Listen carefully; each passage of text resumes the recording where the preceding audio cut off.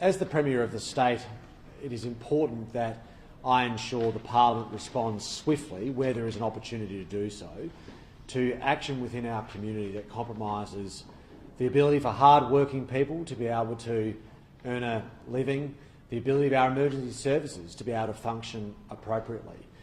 Which is why today in the Parliament we have swiftly introduced legislation that increases penalties for those who do not seek to comply with appropriate arrangements when it comes to protesting peacefully.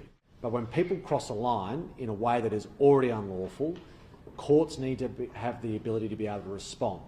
So by increasing these penalties, courts will have more options available to them to be able to impose penalties that sends a clear message around what is acceptable and consistent with the law and basic community standards.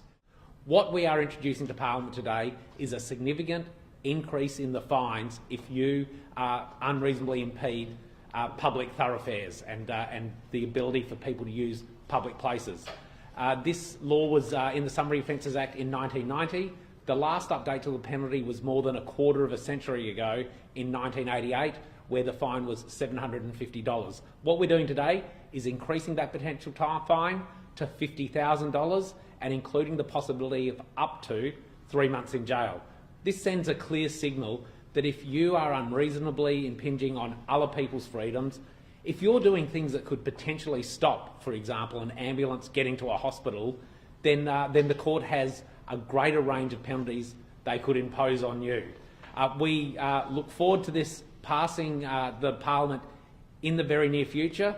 It was introduced today, and with the opposition support of this government bill, has passed the lower house, and it'll come to the Legislative Council and pass there soon. We can't have a situation where potentially lives are at risk because of protests.